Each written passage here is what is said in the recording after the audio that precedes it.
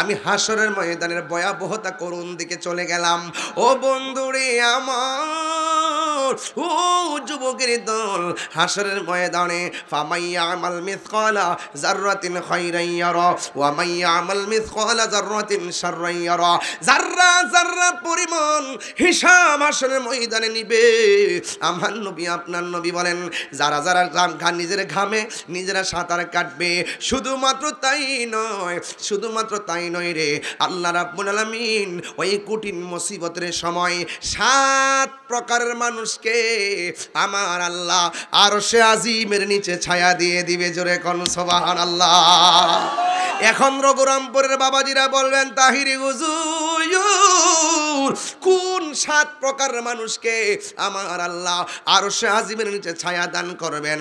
হাদিস শরীফের মধ্যে আমার নবী বলতেছেন, 1 নম্বর হলো আদেল, মানে ন্যায় বিচারক। সমাজের মধ্যে যারা ন্যায় বিচার করবেন, ঘুষখোর না, ন্যায় বিচার। সমাজে কিছু লোক আছে চোখ টিপ দিয়ে সর্দারি করে আসেনিও, খালি বড় লোকের পক্ষে রায় দে, গরিবের আরো ঠকাই দে। কথা কোন ঠিক না বেঠে? যে টেহার বান্ডেলটা দেয়, বান্ডেলের দিকে এই জায়গা বিচারটা। কথা কোন ঠিক কিনা? আবার কিছু হুজুর আছে দেখবেন টাকা খাইয়া ফতুয়া গোরাইলা, ডলারের কাছে কালার বেচালা, হক কথা কয় না। কথা কোন ঠিক কিনা? হ্যাঁ, হক কথা কয় না। আল্লাহর হাবিব বলেন, হাসরের ময়দানে 7 প্রকারের মানুষের মধ্যে 1 প্রকারের মানুষ হলো যারা ন্যায় বিচারক। সমাজের মানুষ যদি আপনার বিচারক হিসেবে মেনে যায়, তাইলে মনে করবেন আপনার ভাগ্যটা অনেক ভালো। আপনি যদি ন্যায় বিচার কইরা মরতে পারেন, আমার আল্লাহ আপনাকে আরশে আজিমের নিচে ছায়া দান করবে।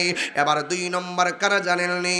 2 নম্বর হলো যারা দানশীল ব্যক্তি, যারা আল্লাহর ওয়াস্তে দান করেন। ওই দানশীল ব্যক্তির আমার আল্লাহ রাব্বুল আলামিন হাসরের ময়দানে আরশে আজিমের নিচে ছায়া দান করবে। জোরে কোন সুবহানাল্লাহ। 3 নম্বর মানুষ হলো যৌবনে যার ইবাদত বেশি। 4 নম্বর মানুষ হলো যারা মসজিদের প্রতি দিবানা, যারা জিকিরের জন্য পাগল। এমন জিকির আমরা চাই কি চাই না? একটু মহব্বতে জিকির করেন, আল্লাহ আল্লাহ, জবান খুলে আল্লাহ আল্লাহ আল্লাহ আল্লাহ আল্লাহ আল্লাহ আল্লাহ। আল্লাহুম্মা মাবুদ মাওলা রে, ডাকি আমরা তোমার।